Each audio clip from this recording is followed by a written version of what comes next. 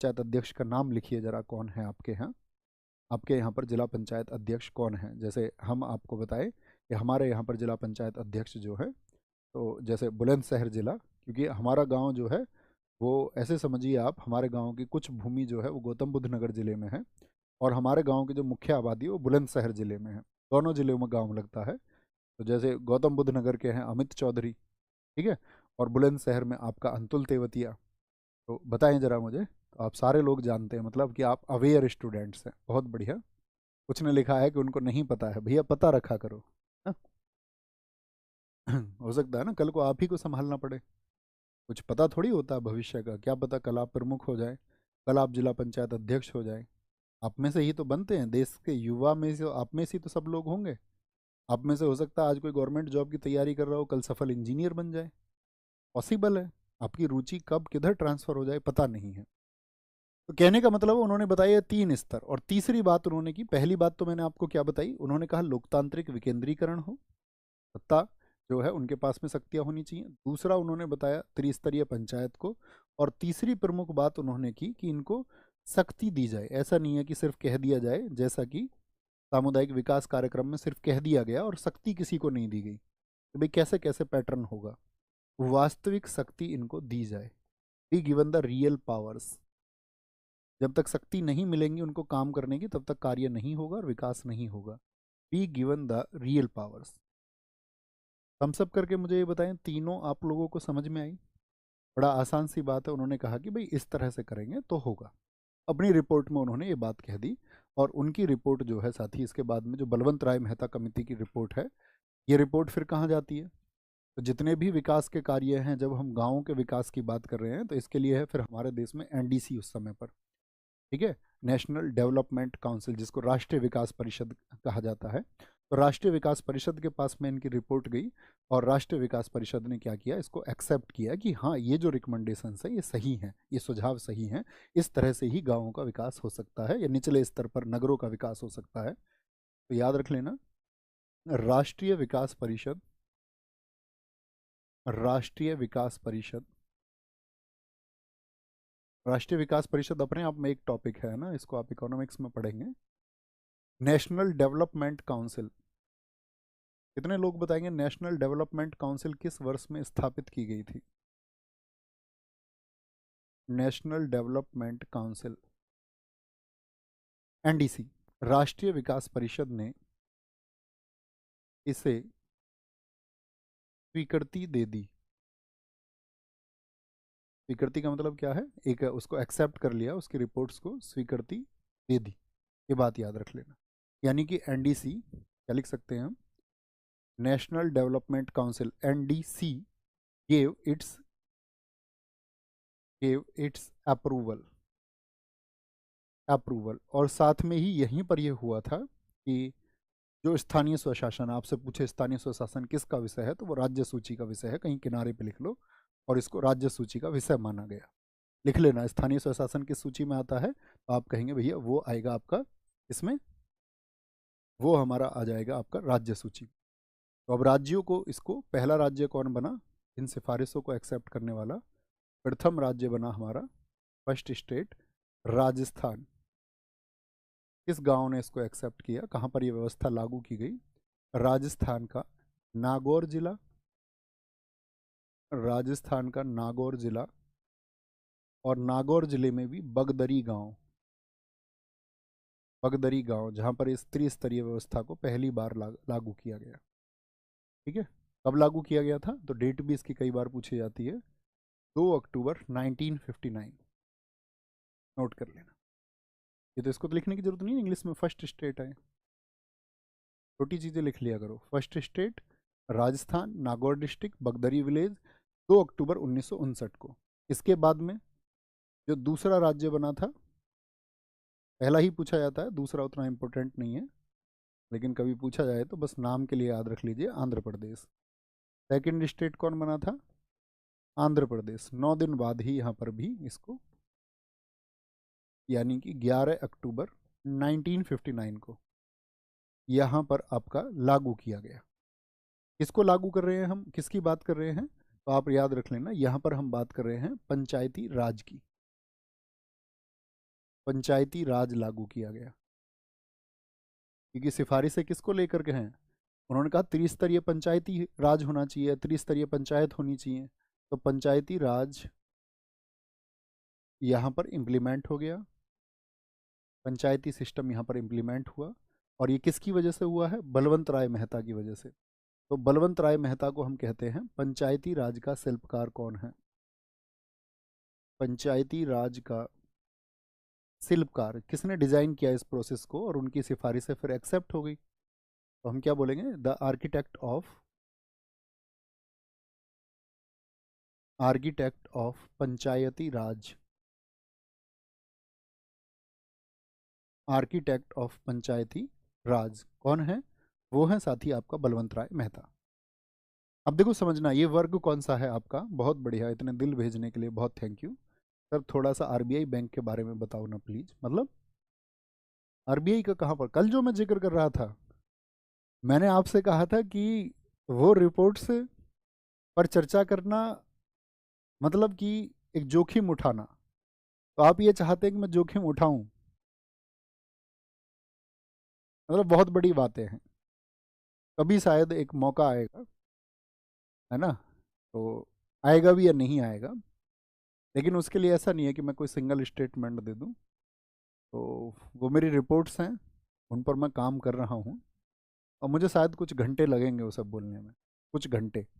ऐसा नहीं है वो छोटी सी बात है, मैं तुम्हें बता दूं। तो तब उसको समझाना भी तो पड़ेगा ना कि प्रोसेस क्या है, मैं किस आधार पर इस बात को कह रहा हूँ। जैसे जर्नली क्या है, आप एक बात बताइए। जैसे मैं आपसे पूछूं 1 तोले में कितने ग्राम होते हैं? आंसर करें फटाफट से। 1 तोले में कितने ग्राम होते हैं? सर प्रधान की सैलरी कितनी होती है? ये बच्चों पढ़ेंगे अभी धीरे धीरे, अभी पहले पहुंचो तो सही है, पहले आगे बताएंगे प्रधान बनने के लिए कितनी उम्र चाहिए, ग्राम सभा क्या होती है, आपका ग्राम पंचायत क्या होती है, सारा पैटर्न आप समझेंगे। 1 तोले में भैया 10 ग्राम होते हैं। पक्का? 1 तोले में 10 ग्राम नहीं होते दोस्त, 1 तोले में 11.66 ग्राम होते हैं।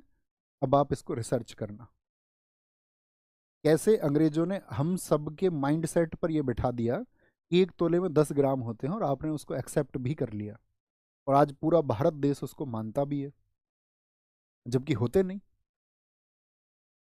होते ही नहीं तो आपने कैसे मान लिया? आज आप सोना लेने जाओगे सोनार के पास से, तो वो आपको आज भी 10 ग्राम ही देगा। आपने मतलब क्यों मान लिया उसको? जैसे मैं बोलूँ आप आज के बाद में आप 1 किलो में 970 ग्राम मानना। आप जब 1 किलो मुझसे कुछ चीज़ मांगोगे तो मैं आपको 970 ग्राम दूंगा, आप मान लोगे क्या? मानोगे या नहीं मानोगे? आप कहोगे नहीं मानेंगे। तो मुझे एक छोटी सी बात बताओ, फिर इस पूरे देश ने ये 10 ग्राम कैसे मान लिया? जबकि मान्य तो वही चीज़ है ना जो यूनिवर्सल हो, जो सब जगह लागू होता हो। जो सब जगह लागू होगा उसी को तो मानोगे, तो सब जगह तो 11.66 है। अब रिसर्च करोगे कि इसको 11.66 को 10 बनाने के पीछे वो जो लूट का कारण था, वो कैसे इस देश को गरीब किया गया। और देश को गरीब क्या मतलब, सेंट्रल लीडरशिप गरीब नहीं होती कभी, नेता गरीब नहीं होते। आज हमारे देश में जब कोई बच्चा जन्म लेता है तो कर्ज के साथ में पैदा होता है। देश पे 200 लाख करोड़ का कर्ज है।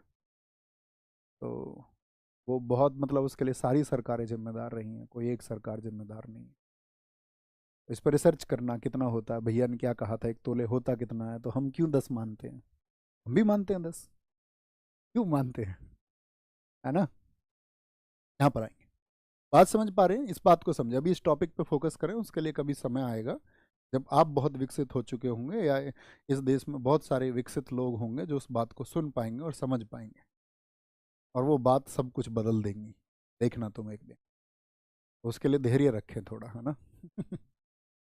कोई दिक्कत? इतनी बात समझ में आई? तो 1959 के बाद में क्या देश में स्थिति हुई आप समझें। तो गवर्नमेंट समझ गई कि भाई हमको क्या करना है, अब पंचायती राज लागू करने के लिए जो त्रिस्तरीय व्यवस्था है, जो बलवंत राय मेहता समिति की रिपोर्ट है, ये सही है, एकदम से सही रिपोर्ट है, एक्यूरेट रिपोर्ट है, इनको सही तरीके से अब इम्प्लीमेंट कराओ। लेकिन आपको पता होगा इसके बाद में मतलब बहुत सारे राज्यों ने इसको लागू कराया। इसके बाद में गुजरात था, हिमाचल प्रदेश था, बहुत सारे राज्यों में कहीं कहीं गाँव में पंचायत बनने लग गई। लेकिन आपको एक बात सोचनी है कि 1962 में देश में क्या स्थिति हुई थी? भारत और चाइना युद्ध हुआ था, हमारा देश ने या हमारा जो देश था उसने आर्थिक संकट को झेला। 65 के युद्ध के बाद में हम थोड़ा सा उभरे ही थे कि 1965 में भारत पाकिस्तान युद्ध हुआ।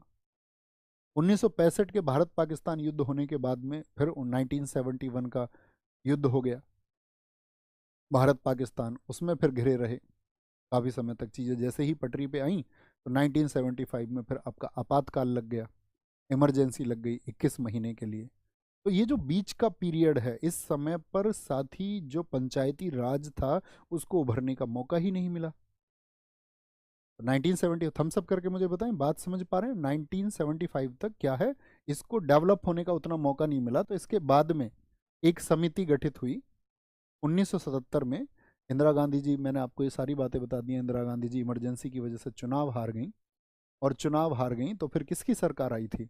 मोरारजी देसाई सरकार आई थी, और मोरारजी देसाई सरकार ने इसमें इंटरेस्ट लिया स्थानीय स्वशासन में, तो उन्होंने भी एक समिति बनाई 1977 में। लिखना 1977 में अशोक मेहता समिति का गठन किया गया। डायरेक्ट क्वेश्चन पूछे जाते हैं दोस्त एग्जाम में, अशोक मेहता समिति का संबंध किससे? आप कहना पंचायती राज से, स्थानीय स्वशासन से। अशोक मेहता कमेटी।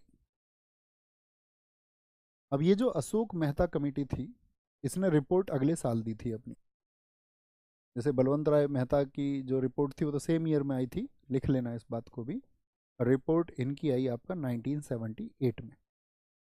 अब ये अपनी रिपोर्ट में क्या कहते हैं? इन्होंने कह दिया कि भाई नहीं, त्रिस्तरीय होने की जरूरत नहीं है, डबल टीयर से काम चल जाएगा। क्या बोलेंगे इसको? इसको बोलते हैं द्वितीय नहीं, द्विस्तरीय। द्विस्तरीय यानी कि उसके ड्यूअल लेवल हो सकते हैं, दो लेवल पर। क्या बोलेंगे? वहां पर 3 टीयर थे, तो यहां पर इन्होंने बोला 2 टीयर, दो स्तरीय हो। और दो स्तरीय में क्या बात की? एक स्तरीय तो इन्होंने बताई जिला स्तर पर हो, जिला स्तर पर जिला परिषद हो, जो कि एक सलाहकारी हो, जिला परिषद हो, डिस्ट्रिक्ट काउंसिल हो,